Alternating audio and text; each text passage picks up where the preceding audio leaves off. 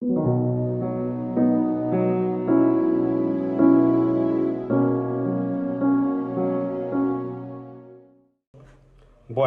pues decía que muchísimas gracias por la introducción, por la invitación y por dejarme tomar parte en esta serie tan interesante en la que vamos a ver perfiles de mujeres que han cambiado la historia. En la parte que a mí me corresponde, que es un poco la historia bíblica, me parecía interesante presentar el personaje que traemos hoy, que es de nombre Ana, ¿no? Es un nombre muy extendido, muy conocido. En la Biblia aparece en el Antiguo Testamento este personaje, que es la madre del profeta Samuel, de nombre Ana, pero no es la única Ana que aparece en la Biblia. También tenemos a otro personaje de nombre Ana, que es profetisa y que aparece en la presentación de Jesús en el templo. Luego también, a través de la tradición y de los libros apócrifos, sabemos que la madre de María de Nazaret también se llamaba Ana. Entonces vemos cómo ese personaje, ese nombre va transmitiéndose también, ¿no? El nombre Ana viene del hebreo, es origen hebreo, que se escribe Hannah, y tiene como significado gracia, ¿no? Por ejemplo, hay una expresión bíblica muy habitual que es una forma de pedir o de desear que algo se cumpla, que es ojalá encuentre gracia ante tus ojos. O yo, o esta persona, o esta situación, o esta petición. Ojalá encuentre gracia ante tus ojos, ¿no? Esa es una expresión donde se utiliza el término gracia en ese sentido, que es Hannah, ¿no? Ana. Bien, entonces nosotros vamos a hacer un poco de recorrido en esta sesión y vamos a ver un poco del contexto donde ocurren las historias de la vida de Ana. ¿De acuerdo? Vamos a hablar un poco del contexto histórico, pero sobre todo hablaremos del contexto literario, que me parece que le da mucho más significado. También hablaremos luego sobre el impacto que ha tenido la figura de Ana y también un poco del análisis de uno de los textos más importantes, que es el que se conoce como el Canto de Ana, ¿de acuerdo? Entonces nosotros vamos a tratar esos tres temas y vamos a ir avanzando. Luego tendremos un tiempo para preguntas y luego para poder comentarlo, ¿no? Entonces, en primer lugar, quería empezar introduciéndolo dentro del contexto histórico, ¿no? ¿Dónde nos situamos? Bueno, pues nos situamos en el final del segundo milenio antes de Cristo. Estamos hablando de los años que preceden al año 1000 antes de Cristo, ¿no? Más o menos para orientarnos, en torno al año 1000 sería la época del rey David. Ahí es cuando el rey David está en el gobierno. Antes del rey David ha estado gobernando también el rey Saúl. Y Saúl ha sido, como decíamos antes, ungido por el profeta Samuel. Y Samuel es el hijo de Ana. Por tanto, cronológicamente no nos hemos separado mucho de ese tiempo. Además, la figura de Ana introduce un tema muy interesante, que es la conexión entre los dos bloques primeros del Antiguo Testamento, de la Biblia hebrea. ¿De acuerdo? Estamos hablando de los dos bloques serían la Torá y los Neviim. La Torá es la ley, que la Biblia cristiana recoge esos 5 libros del Pentateuco, y a continuación tendríamos los libros históricos en la Biblia cristiana. La Biblia hebrea introduce los Neviim, que es la historia de los profetas. ¿De acuerdo? No coincide la descripción de libros proféticos en el Antiguo Testamento cristiano y en la Biblia hebrea. No es que no coincidan los libros, es que la denominación se aplica de forma distinta. Por ejemplo, el libro de Samuel, que es el libro que vamos a ver hoy, aparece como libro histórico en las Biblias cristianas, pero se presenta como uno de los libros proféticos de los Neviim en la Biblia hebrea. Se estructura en torno a 3 círculos concéntricos. En el corazón de la Biblia hebrea se encuentran los libros de la Torá. Torá significa la ley, ¿de acuerdo? La Torá es ese conjunto de libros que cuentan desde el inicio, desde el Génesis y la creación, pasando por la ley de Moisés en el Éxodo y el establecimiento del viaje del Éxodo y de las leyes que con ello conlleva la creación del pueblo, en los 3 libros que son Éxodo, Levítico y Números, y concluye la Torá con esas últimas leyes, esas segundas leyes llamadas de Moisés antes de morir. Esas segundas leyes, el término griego sería deuteros nomos, la segunda ley, ¿no? Que es ese último libro de la Torá, el último libro del Pentateuco, de los primeros 5 de la Biblia, que el término hebreo Torá recoge en ese bloque, ¿no? A continuación alrededor de ese núcleo central de fe que se transmite en la Biblia hebrea, eso pasa a un comentario, a un análisis y a una transmisión a la vida.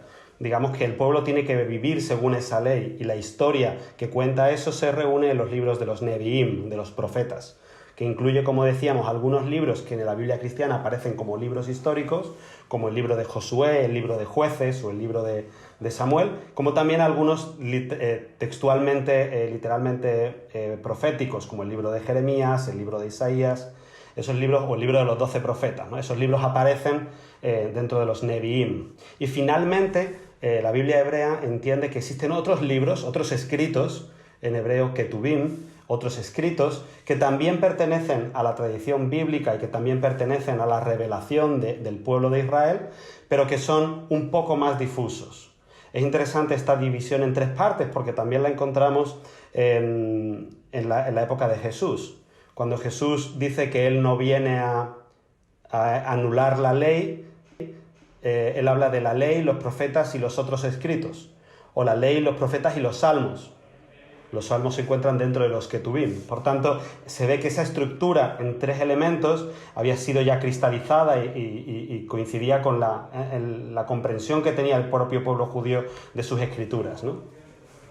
Eso, digamos que nos interesa mucho porque cómo se pasa de la Torá al Nevi'im, cuáles son los pasajes que van contando esa transición de la creación de la ley a la puesta en práctica, a la vida propia del pueblo de Israel. Ocurre en el libro del Deuteronomio un giro interesante, ¿no? El libro, como decíamos, tenemos el libro del Génesis, del Éxodo, Levítico y Números. Génesis empieza con la creación, luego hace la presentación de los patriarcas, Abraham, Isaac y Jacob, y termina con José, que es cuando el pueblo pasa a vivir en Egipto. Con el Éxodo es la salida de Egipto y las historias en el Sinaí. Y a continuación recibimos los libros específicamente sobre la ley, con algunas historias, pero principalmente legales, como el Levítico y Números, y finalmente Deuteronomio, con lo que se completa la Torá. Pero a continuación empieza un periodo que los especialistas llaman la historia deuteronomista. Es decir, introduces una secuencia histórica que a partir de Deuteronomio sigue la línea temporal. Hasta ahora ha habido algunos saltos, ha habido algunas concepciones, ha habido un hueco, digamos, por ejemplo, desde que José bajó a Egipto hasta que llegó Moisés, hay un hueco enorme de tiempo. No sabemos cuánto es, pero entendemos que han pasado tanto tiempo como para que el faraón, que había recibido a José como uno de los grandes visires, ahora no considere a los judíos más que como esclavos. Entonces, y luego pasa del formato de textos narrativos a los textos legales. En cambio, la historia deuteronomística, a partir de aquí, comienza una narración continuada. Ahí tenemos la entrada en la tierra prometida, guiados por Josué, la conquista de la tierra prometida, bajo el control de los jueces, y luego el establecimiento de la monarquía en el libro de Samuel. Ana es la que establece ese cambio de los jueces a Samuel. En concreto, la superposición de los personajes históricos sería como sigue. Tenemos a un personaje esencial, que es Elí. Ahora vamos a hablar de Elí con un poco más de detenimiento, porque es uno de los personajes de nuestra historia. Elí habría sido uno de los sucesores de Sansón. Sansón es uno de los últimos grandes jueces de Israel, ¿no? A partir de Sansón, el pueblo se asienta un poco, digamos, incluso la tienda de la reunión, el arca de la alianza, queda establecida en un lugar que es Silo. Y en ese lugar se establece una serie de ritos que son continuación de los establecidos en la ley, cumpliendo toda la normativa de la Torá, pero ahora de forma quizás más estable porque ya el arca ha llegado a la tierra prometida. ¿De acuerdo? Y entonces ahí uno de los sacerdotes que presenta la actividad sacerdotal en el lugar de Silo es Elí. ¿De acuerdo? Elí es el maestro de Samuel, que como decíamos es el hijo de Ana. Y Samuel es el que unge a Saúl como rey.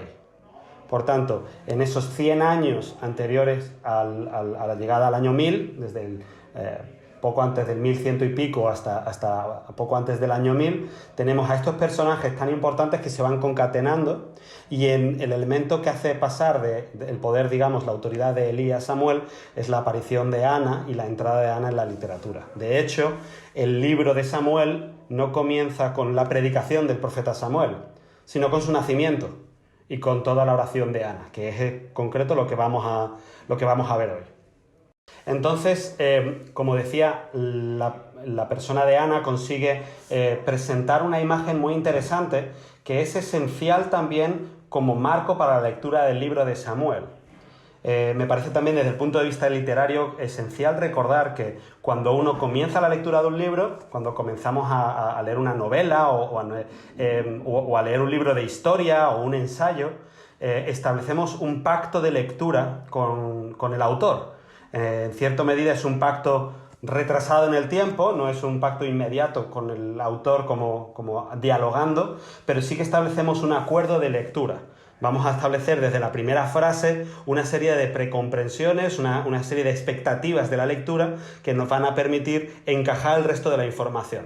Por ejemplo, si comenzamos la lectura de un libro que dice «érase una vez», a partir de ahí nosotros ya entendemos, en la literatura española por lo menos, que eso tiene un efecto, un contexto de cuento, de fábula. El «érase una vez» ha cristalizado como introducción de una historia de ficción, ¿no?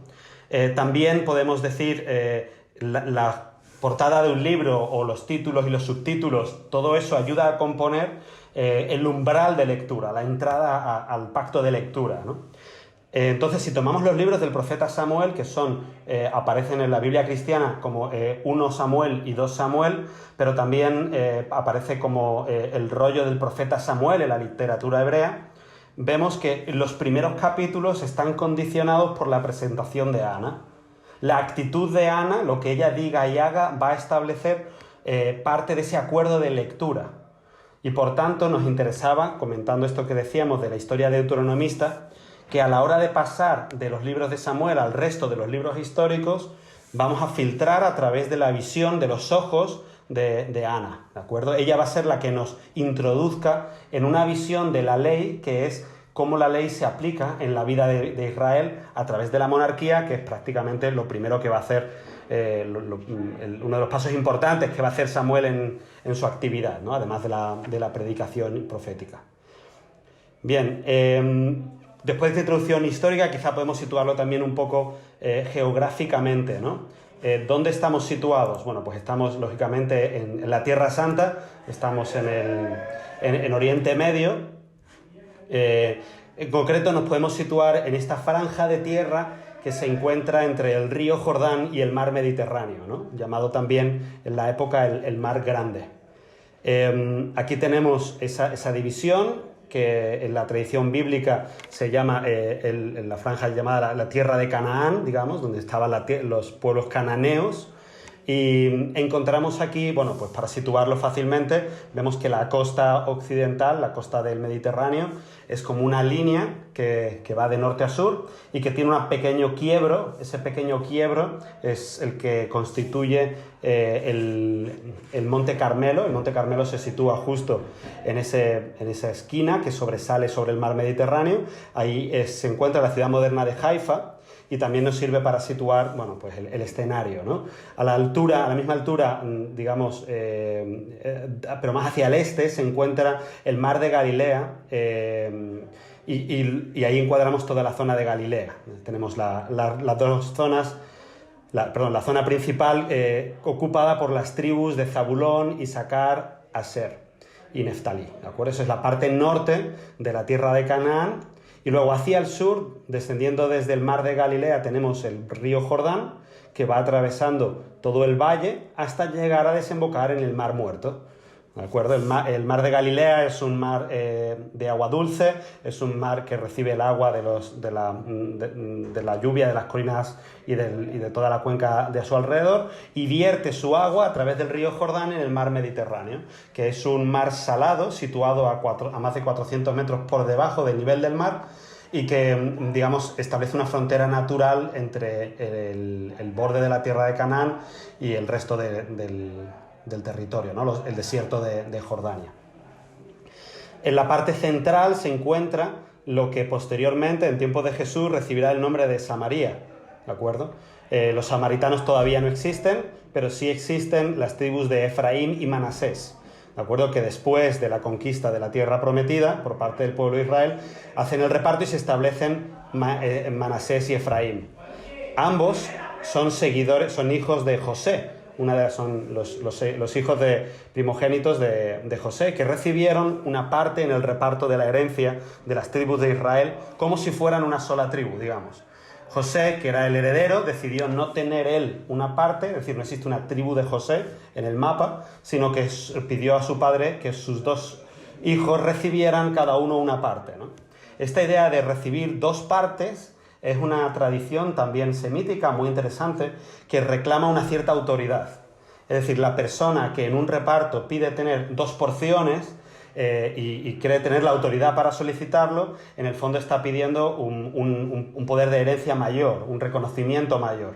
Y existía esa tradición y veremos que también afecta a la herencia de la propia Ana, ¿no? Manasés y Efraín son la región central, decíamos, y ahí se encuentra la ciudad de Siquem, que posteriormente llegará a ser pues, central de mayor importancia junto al monte Garizim del pueblo samaritano, y muy cerca de Samaria se encuentra, muy cerca de Siquem, más al sur, se encuentra la ciudad de Silo, ¿de acuerdo? Todo esto es la región central, más al sur. A partir de ahí comienzan las tribus de Dan, Judea y Benjamín, y eso es lo que sería la región de Judea en la época más moderna, ¿no? En tiempos de Jesús, ¿no? En aquella época, antes del año 1000, este era el reparto que habían hecho, pero todavía existían trozos del territorio que seguían ocupados que seguían habitados por poblaciones cananeas, ¿no? Tenemos a los filisteos por algún lugar, sabemos que los jebuseos todavía controlaban la ciudad de Jerusalén, es decir, estamos en un tiempo en el que la ciudad de Jerusalén no pertenece aún, no está controlada todavía por Israel, ¿no?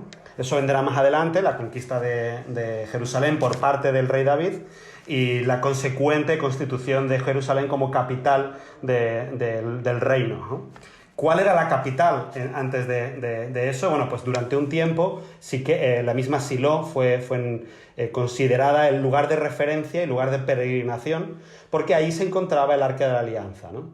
No existía el templo se construyó también después por manos de Salomón, hijo de David. Por tanto, el lugar de adoración al que tienen que venir los hijos de Israel es al Arca de la Alianza. Es cierto que entonces todavía se permitía, y lo sabemos por algunas de las tradiciones, la adoración a Dios, al Dios de Israel, a Yahvé, la adoración a Yahvé en otros lugares que no sean el lugar del Arca de la Alianza. De hecho, otro de las tribus que no tiene un reparto territorial, como le ocurre a José, es la tribu de Leví. La tribu de Leví, que está compuesta por los sacerdotes, los levitas, no tiene una asignación de territorio específica, sino que los levitas se distribuyen por todos los territorios. De hecho, la familia de Elí, que es el sacerdote que establece el rito en Silo, es descendiente de Leví, lógicamente. Es la única familia que puede establecer los ritos sacerdotales, es los descendientes de Leví. Bien, pues quizá podemos ver un poco más ampliada la imagen. Entonces tenemos algunos lugares que se pueden reconocer. Como decía, estamos en la parte central, al sur del mar de Genesaret, de Galilea, pero al norte del mar Muerto, y situado al oeste del río Jordán se encuentra toda la región central, ¿no? Existe un valle alargado que transcurre desde el Monte Carmelo hacia el sudeste, que es el valle de Israel. No Israel, sino Yisrael. Y es un valle muy fértil, es una zona muy, muy interesante desde el punto de vista de los recursos naturales. Ahí se encuentra la ciudad de Megiddo, que tuvo lugar una de las mayores batallas de la antigüedad, la del monte Megiddo, de Har Megiddo, de donde luego el evangelista Juan llegará a nombrar incluso será el referente para hablar de la destrucción del fin del mundo, ¿no? El Armagedón, ¿no? Viene de Megiddo, que se encuentra aquí, ¿no? Luego tenemos otras ciudades conocidas también en el ámbito bíblico, por ejemplo, como comentaba, ahí está el monte Garizim, y ahí está la ciudad de Siquem, en el centro. Y luego hacia el sur tenemos ya la ciudad de Silo, ¿no? Todavía estamos al norte de la ciudad de Jerusalén o Belén, que se encontrarían más al sur todavía, ¿no? Por situarla también, ya con esto completamos la revisión, digamos, geográfica, a la misma altura, pero en la costa, hacia el oeste, encontramos la ciudad de Jope. Esa ciudad de Jope aparece en el Nuevo Testamento, es el lugar donde Simón Pedro ha ido a encontrarse con la comunidad y ha tenido una visión que le dice que todas las personas son susceptibles de recibir el mensaje del Nuevo Testamento, de la Nueva Alianza, aunque no sean judíos, ¿no? Esa visión de Simón Pedro la tiene la ciudad de Jope, que actualmente recibe el nombre de Jafo, y es alrededor de la cual está construida la ciudad de Tel Aviv, ¿no? Entonces la ciudad de Tel Aviv se encontraría a esta altura, ¿no? La ciudad de Tel Aviv es una ciudad moderna que a muchos conoceréis quizá, que se le llama a veces Tel Aviv-Yafo, ¿no? Porque la ciudad de Yafo, que era la vecina de Tel Aviv, ha sido completamente asimilada, ha sido rodeada, incorporada por la municipalidad de Tel Aviv, que es una ciudad de varios millones de habitantes a día de hoy, ¿no? Bien, con esto vemos también dónde nos situamos, ¿no? Estamos en una época en la que el pueblo de Israel ya se ha asentado en la tierra prometida, ha constituido sus propias zonas, sus propias ciudades, lleva algunos siglos. Pensemos, por ejemplo, que la ciudad de Silo fue la capital, digamos, de esa autonomía, de ese conjunto de tribus, durante unos 370 años, si seguimos la tradición talmúdica, ¿no? O sea, durante 370 años Silo habría sido la capital de ese estado, ¿no? De ese país constituido por las tribus de Israel. Además, ahí en esa ciudad pues se conservaba, como decíamos, el Arca de la Alianza, ¿no? Aunque, bueno, entiendo que sabéis, en general, bueno, sabemos cuál es el Arca de la Alianza, pero sí es bueno entender también un poco cuál era la disposición en la que se encuentra, ¿no? Lo que sabemos por los textos bíblicos es que en un momento dado Moisés en el Éxodo ha recibido el mandato de Dios de construir un arca, un arcón, una caja, digamos, donde se conserve, además de una parte del maná, también se conservarían las tablas de la ley, y después de Moisés también se conservaría su bastón, el báculo con el que había hecho aquellos milagros de las siete plagas sobre Egipto y con el que había abierto el Mar Rojo. Bueno, todo eso se conservaría en un arcón, y ese arcón tendrían que llevarlo los levitas como parte de ese peregrinar por el desierto que hicieron los hijos de Israel durante el Éxodo, ¿no? Cuando llegaron a la tierra prometida, el Arca de Alianza siguió peregrinando y finalmente se estableció en la ciudad de Silo. Se estableció dentro de dentro de una tienda llamada la tienda del encuentro y rodeada por una serie de paneles que estaban todos medidos y establecidos, y cada vez que se desmontaba el campamento de las tribus tenían que desmontarse todo y los levitas tenían que transportarlo hacia el siguiente lugar, ¿no?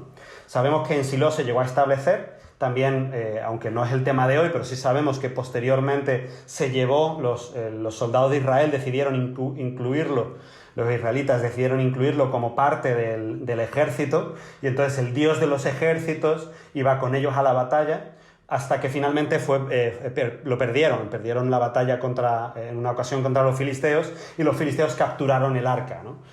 Luego finalmente, posteriormente, los filisteos devuelven el arca porque, según la narración bíblica, sus propios dioses, sus figuras, sus ídolos, se han postrado y han llegado maldiciones contra ellos por tener el arca con ellos, así que la devuelven, ¿no?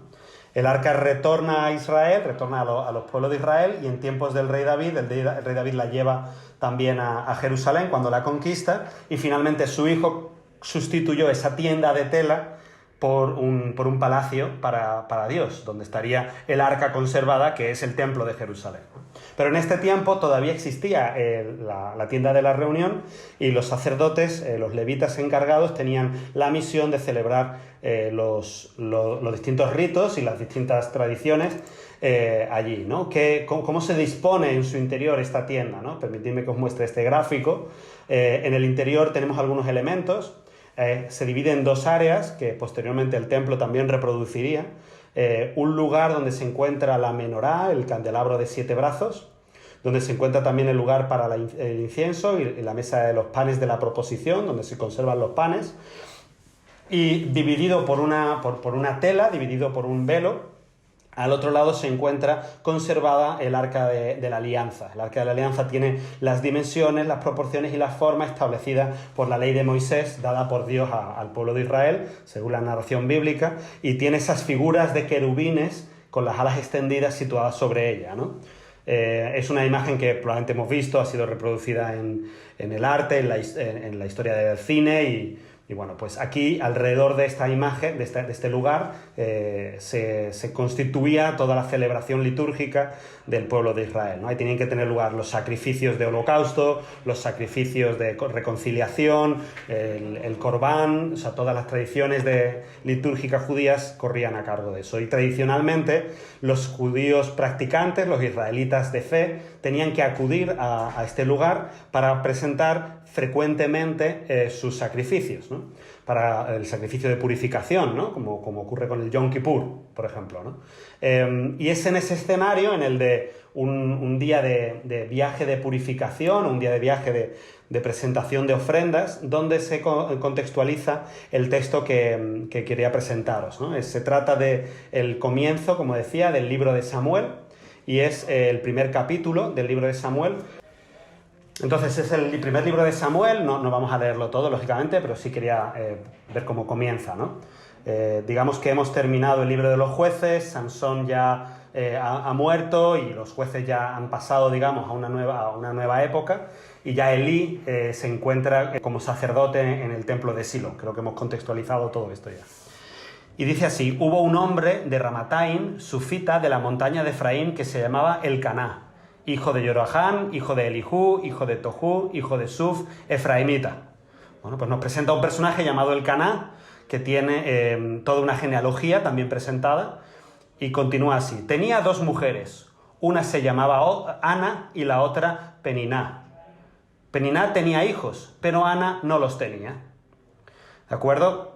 Como vemos, nos encontramos todavía en un contexto de la Antigua Alianza, donde se presenta este fenómeno de la poligamia, ¿no? El patriarca o el jefe de familia, el cabeza de familia, que es Elcaná, no tiene ningún problema en tener varias mujeres, y esto es un fenómeno que aparece en otros momentos en la Biblia. El mismo Jacob tuvo varias mujeres, que a la vez, digamos, mantenía una familia incluyendo varias mujeres, ¿no? El nombre Peniná, el moderno en hebreo es Pnina, y la versión latina es Fenena, por si en algún momento aún lo encontráis. No es un nombre habitual. En cambio, como vemos, el nombre de Ana es el primer personaje bíblico con ese nombre, pero Hanna en el hebreo significa gracia, por tanto es un nombre con mucha fuerza, ¿no? Y entonces tenemos este personaje llamado Elcaná, que tiene a dos mujeres, Ana y Pnina. Este hombre subía de año en año, dice el versículo 3, desde su ciudad para adorar y ofrecer sacrificios a Yahvé Sabaoth en Silo. Bien, estamos leyendo esta versión de la Biblia, que es la Biblia de Jerusalén, realizada como parte de ese proyecto enorme de l'École biblique et archéologique de France, allí en Jerusalén. Y bueno, ellos han decidido, esta opción editorial, digamos, de cómo se traduce, de dejar con la expresión hebrea, no traducir la expresión Yahvé Sabaoth o Yahvé Sabaoth. Yahvé es esa expresión que había utilizado el Dios de Moisés para presentarse, diciendo yo soy el que soy, ¿no? La forma yo soy, Yahvé, del hebreo. Y Sabaoth es una expresión muy frecuente, este no es un nombre raro en la Biblia, para referirse al Señor, y se le llama Yahvé Sabaoth. Sabaoth significa, Sabá significa ejército. Entonces, literalmente sería el Dios de los ejércitos, ¿no? O Yahvé de los ejércitos, Sabaoth, ¿no? En la tradición cristiana, esa es una de las expresiones que durante siglos se ha permanecido en hebreo también, ¿no? Igual que el famoso Hosanna. Hosanna tiene esa raíz Ana también dentro, como el nombre de Ana. También tenemos la expresión amén, que es otra de las expresiones que proceden de ese origen, ¿no? Así sea. Y también tenemos esta otra expresión que es el Señor Sabaoth, ¿no? Dominus Deus Sabaoth, decía en latín, ¿no? El Señor Dios de los ejércitos, ¿no? Y efectivamente acuden a Silo, donde estaban Hofni y Pinjas, los dos hijos de Elí, sacerdotes de Yahvé. Bueno, pues Elí tenía dos hijos que eran Hofni y Pinjas. ¿de acuerdo? El día en que Elcaná sacrificaba, daba sendas porciones a su mujer Pnina y cada uno de sus hijos e hijas. Es decir, él iba con un sacrificio, con un animal para ser sacrificado, lo presentaba ante el sacerdote, ante los sacerdotes que se encontraban en el templo de Silo, frente al Arca de la Alianza, y ellos partían el sacrificio y daban una parte a Dios, que se quemaba, el humo subía hacia el cielo y por tanto llegaba a Dios, que está en las alturas. Esa es un poco la imagen que quiere representar el sacrificio sobre un altar, quemar el sacrificio. Entonces el verbo hebreo es el que se utilizaba era karat, que es el de cortar un sacrificio. Entonces se cortaba, o ¿cómo se dice? Karat berit, cortar una alianza también, ¿no? Entonces se cortaba al animal, habitualmente se le desangraba también previamente y a continuación... después de cortarlo, y después se ofrecía a los participantes un pedazo de ese sacrificio. Eso permitía que tanto los que sacrificaban como el sacerdote, como el propio Dios, al que le ha llegado el aroma gustoso, como se define en otras partes de la Biblia, todos consumen algo del animal. Y por tanto eso es un sacrificio de comunión. Un sacrificio de comunión en la Antigua Alianza, en el periodo bíblico, hace referencia a ese compartir un alimento. Digamos que ahora todos tenemos algo en común, que es ese alimento que está dentro de nosotros, nos une, ¿no? Y a la hora de hacer el reparto es muy interesante porque las distintas versiones de la Biblia, las traducciones no siempre están de acuerdo. Parece ser, en unas dice que la que recibía 2 partes era Ana, y en otra dices que la que recibía 2 partes era Pnina, ¿de acuerdo? Es una cuestión también de una parte de semántica y de concordancia, pero podemos poner el texto para que también veamos cómo lo presenta. Estamos, como decía, en el primer libro de Samuel, los primeros versículos del primer capítulo, y en el número 5 dice así. Bueno, retomamos el 4. Dice, el día en que Elcaná sacrificaba, daba sendas porciones a su mujer Pniná y a cada uno de sus hijos e hijas, pero a Ana le daba solamente una porción, pues aunque era su preferida, Yahvé había cerrado su seno. Es decir, Nina tenía hijos e hijas, pero en cambio Ana no los tenía. Y dice así, su rival la zahería y vejaba de continuo, porque Yahvé le había hecho estéril. Así sucedía año tras año. Cuando subían al templo de Yahvé, la mortificaba. Ana lloraba de continuo y no quería comer. Bueno, vemos que presenta una situación que luego, posteriormente, en otros pasajes bíblicos aparece de nuevo, ¿no? Este personaje femenino que tiene una situación de esterilidad y en cambio está llamada a formar parte de la historia de Israel, ¿no? Una historia que está basada en esa promesa, en esa esperanza mesiánica, en la llegada de un descendiente. Zerá es la palabra hebrea de descendiente, que Yahvé Sabaoth, el mismo Dios en la Biblia, había presentado a Eva. Le había dicho que su descendencia pisará la cabeza de la serpiente, ¿no? Entonces, la mujer reaparece en distintos momentos para condicionar ese cumplimiento de la promesa, ¿no? La hija el hijo de Ana tiene que ser ese que cumpla la promesa, ¿no? Que continúe la promesa, ¿no? Él no es el descendiente literal de esa promesa davídica, pero sí que es el descendiente varón de una mujer estéril.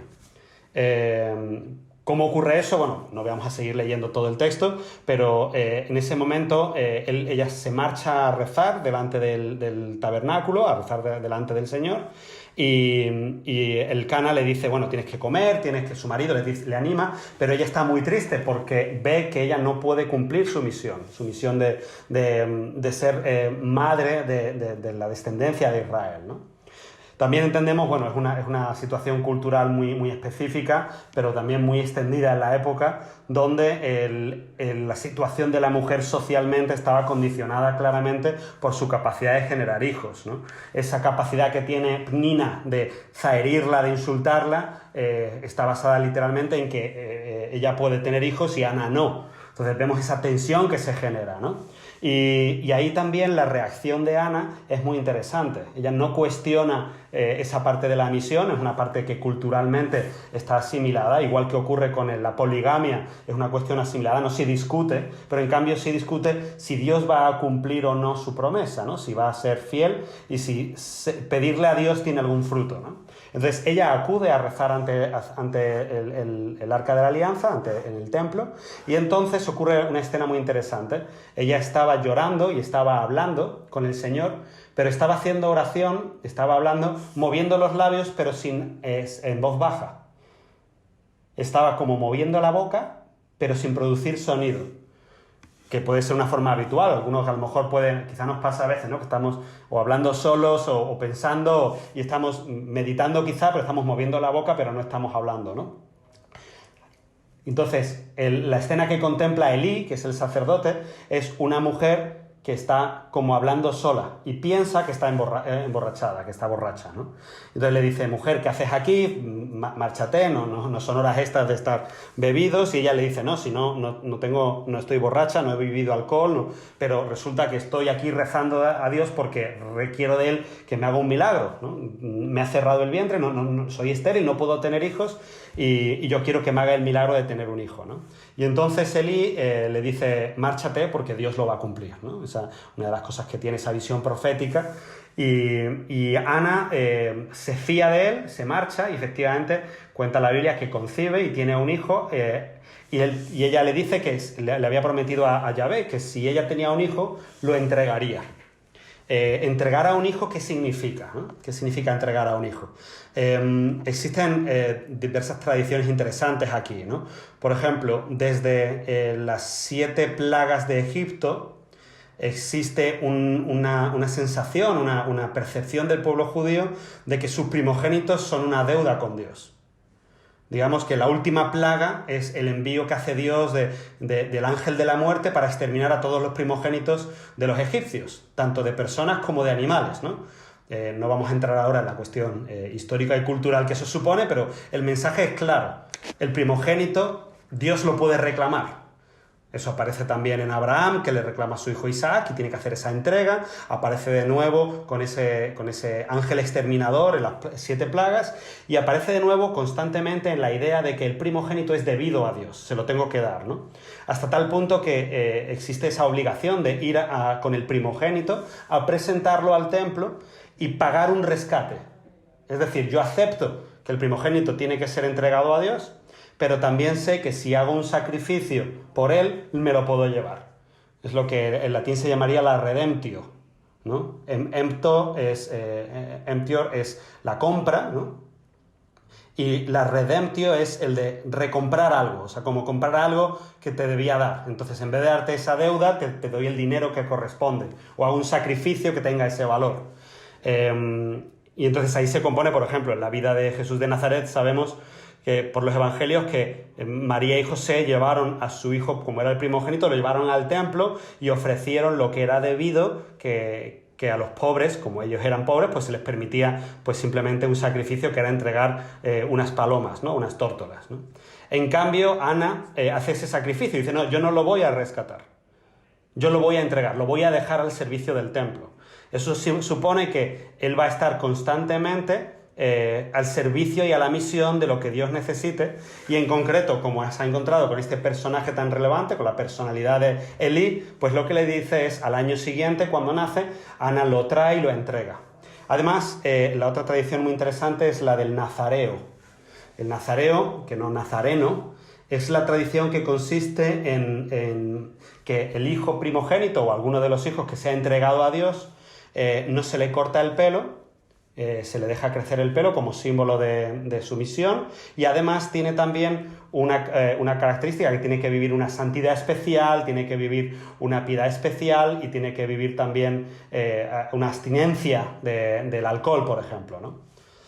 El nazareo es ese personaje que es entregado a Dios, a veces es por un tiempo limitado, existe toda una reglamentación. En los textos talmúdicos existe un tratado completo de la tradición judía que habla específicamente de todas las pautas que hay que seguir con esta figura del nazareo, ¿no? Un personaje de entre los nazareos que es conocido, famoso y que hemos hablado de él es específicamente el mismo Sansón, ¿de acuerdo? Entonces, eso es uno de los motivos, por ejemplo, por el que la tradición siempre, y así aparece en la narración bíblica, pues aparece con esas melenas, ese pelo largo de Sansón está relacionado con su figura como nazareo, ¿no? Bueno, el arte también ha representado esta escena en la que Ana trae a su hijo, Samuel, para ser presentado delante del sacerdote Elí. Elí viste aquí con ese traje tradicional, con la forma, y luego Samuel efectivamente fue llevado, específicamente fue llevado cuando fue destetado. Eso es lo que le dice Ana a su marido Elcana. Le dice, mira, le vamos a llamar Samuel porque Dios me ha escuchado. Ana aparece aquí con una figura de una cierta autoridad. En la imagen se le representa en un acto de entrega de su propio hijo, ¿no?, ante la autoridad de Eli, pero en realidad ella está causando ese giro en la historia de la salvación, ¿no? Está llevando la historia hacia un cumplimiento, ¿no? El nombre del hijo es Samuel, que significa Dios escucha, ¿no? Y cumple así esa promesa que le había hecho, ¿no? Ana había estado rezando, Dios le ha escuchado, Shemael, o sea, Dios escucha, y cumple la promesa. Entonces, ella misma decide el nombre, lo cual también es interesante, porque la Biblia dice que la misma Ana pone el nombre y no es el Caná, el padre, el que pone el nombre, por tanto le atribuye esa cierta autoridad dentro de la tradición bíblica, y luego ella misma entrega, ¿no? Sobre la cuestión legal de si una madre puede entregar al hijo, decíamos, el primogénito es debido, en cierto modo, y existe la posibilidad de que el marido, el hombre, el padre, establezca un criterio distinto. Él puede decir, no, mi hijo no se entrega. Pero en la conversación que tienen Ana y Elcaná a la hora de decidir si llevan al hijo, le dice, haz lo que tú prefieras, ¿no? Ella tiene la autoridad para decidir y decide entregar a su hijo, ¿no? Y cumplir así la promesa que le había hecho a Yahvé, ¿no? Entonces, bueno, vemos cómo ese perfil de Ana se nos presenta con mucho más relieve, ¿no? Por un lado, es una persona que aparece enmarcando todo el texto de los libros de Samuel, que es el contexto de la monarquía, ¿no? La monarquía es posible gracias a que Samuel ungió a los reyes y Samuel llega a existir gracias a la fe y a la piedad de Ana, ¿de acuerdo? Así es como lo presenta el texto bíblico al principio del primer libro de Samuel, considerando que es la mujer la que va a tomar la decisión con su fe y con su práctica religiosa de hacer ese giro, ¿no? Es interesante por esto que decía de la tradición deuteronomista. Es decir, durante el Éxodo, Levítico, Números y Deuteronomio, han sido los hombres los que han marcado esa pauta. Es Moisés el hombre que recibe de Yahvé esa autoridad. ¿De acuerdo? Es el que recibe las tablas, es el que guía al pueblo, es el que intercede por el pueblo para pedir que no se les castigue. Posteriormente van apareciendo los jueces. Tenemos los jueces que van estableciendo esos criterios de cómo debe ser guiado el pueblo, cómo se va a establecer la justicia. Pero también empiezan a aparecer ahí las mujeres. No hemos entrado al personaje de Débora, que es una de los jueces y que guía al pueblo de Israel durante un tiempo. Pero la entrada de Débora queda aislada dentro de la narrativa de los jueces porque de ella no se deriva ninguna sucesión. En cambio, la misma Ana es la que introduce a su hijo para que cambie esa historia, ¿de acuerdo? Y eso queda enmarcado en el principio. Es decir, el que ha compuesto estos libros, y ahora vamos a hablar un poco brevemente de esa composición de los libros, claramente establece un filtro para entender el resto de la narración bíblica, que es la capacidad de conversión de los corazones, del corazón de Dios, que tiene la oración. Y para ello acude a la figura de una mujer. Tiene que ser la personalidad de una mujer en la oración, llorando porque no puede tener hijos, llorando para pedir la misericordia de Dios, que sea la que cambie ese curso, ¿de acuerdo? Como comentaba, bueno, pues la formación de los libros de la Biblia no es fácil de marcar, no tenemos todos los datos para decir qué libro fue escrito en qué época, pero parece que hay un cierto consenso, por lo menos así se presenta por parte de muchos especialistas, que los libros con los que comienza la Biblia no son los que se escribieron históricamente primero. Probablemente reciben una tradición muy antigua, que también estaba muy afectada por esas corrientes que existían en Babilonia, y lo vemos como con efectos clarísimos con el diluvio, por ejemplo, y Noé, y la conexión que tiene Noé con los textos babilónicos. Aparece también esa interconexión lógica, cultural, entre el código de Hammurabi y las leyes del pueblo judío, ¿no? Existe también esa correlación. Pero probablemente una de las primeras leyes que se escribe o que está puesta por escrito como parte de la Biblia son esos textos del Deuteronomio, donde se habla de el Shema Israel, donde habla el pueblo clama en singular, Moisés clama en singular al pueblo diciéndole: escucha Israel, ¿no? Escucha Israel. De hecho, es interesante, en el Nuevo Testamento reaparece esa idea. Cuando le preguntan a Jesús de toda la ley y los profetas, ¿qué es lo más importante? Lo primero que cita Jesús es ese pasaje. Lo más importante es: escucha Israel, el Señor es tu Dios, solo hay un Dios, amarás al Señor tu Dios con todo tu corazón, con toda tu alma. Entonces, ese texto es el corazón, el núcleo del resto de la comprensión bíblica, ¿no? Acompañado por ese otro texto tradicional que recibe es evidentemente recibiendo algo anterior, pero claramente también se compone de un núcleo de memoria, que es el de: un arameo errante fue mi padre, ¿no? Hablando de Abraham, ¿no? Esos textos que aparecen en la literatura de la Torá son los que establecen. Y ahí se introduce el texto deuteronómico, ¿no? Todas esas historias que hemos contado de Josué, Jueces y Samuel aparecen introducidas en ese pasaje. Y es justo en Samuel cuando tiene lugar este giro por la personalidad de la misma Ana, ¿no? Que establece un criterio: cómo se debe leer este texto, cómo se debe comprender la historia del propio pueblo, cómo nos debemos dirigir a Dios. Esa es la idea que transmite el Deuteronomio, estableciéndola a través de las palabras de la oración de Ana. A continuación, Ana regresa y hace un canto de alabanza a Dios por esa gracia que le ha dado, por esa Hannah que le ha dado, de concederle, de escucharle, de Shemuel, que Dios le escucha, y de tener el hijo. Y ese canto es una belleza. Esto es muy breve, lo podéis también leer luego con calma si queréis más interés. Seguimos en el primer libro de Samuel. Ahora nos marchamos al final del capítulo, donde en el versículo 26 dijo: óyeme, Señor, por tu vida, Señor, yo soy la mujer que estuvo aquí junto a ti orando a Yahvé. Este niño pedía yo y Yahvé me ha concedido la petición que le hice. Ahora se lo cedo a Yahvé, por todos los días de su vida está cedido a Yahvé, y lo dejó allí a Yahvé. ¿De acuerdo? Así es como aparece mencionado el final del primer capítulo, y comienza el segundo con el canto, con esa oración de Ana, ¿no? Entonces Ana dijo esta oración: mi corazón exulta en Yahvé, mi cuerno se levanta en Dios, mi boca se dilata contra mis enemigos, porque me ha gozado en tu socorro. No hay santo como Yahvé, porque nadie fuera de ti, ni roca como nuestro Dios. No multipliquéis palabras altaneras, no salga de vuestra boca la arrogancia. Dios de sabiduría es Yahvé, suyo es el juzgar las acciones. El arco de los fuertes se ha quebrado, los que tambalean se ciñen de fuerza. Los hartos se contratan por pan, los hambrientos dejan su trabajo. La estéril da a luz 7 veces, la de muchos hijos se marchita. Ese es el sistema de la poesía hebrea. Una de las características principales de la poesía hebrea es el paralelismo, ¿no? Establecer esos dos estiquios, esas dos partes que ofrecen una visión alternativa, ¿no? Los pobres se hacen ricos y los ricos quedan arruinados. Los débiles se hacen fuertes y los fuertes quedan débiles, ¿no? Es muy interesante, una nota breve, pero de todas las formas de poesía, claro, vemos que si tú no traduces una poesía de un idioma a otro, pues muchas veces la rima se pierde. Muchas veces el ritmo se pierde, el número de sílabas se pierde.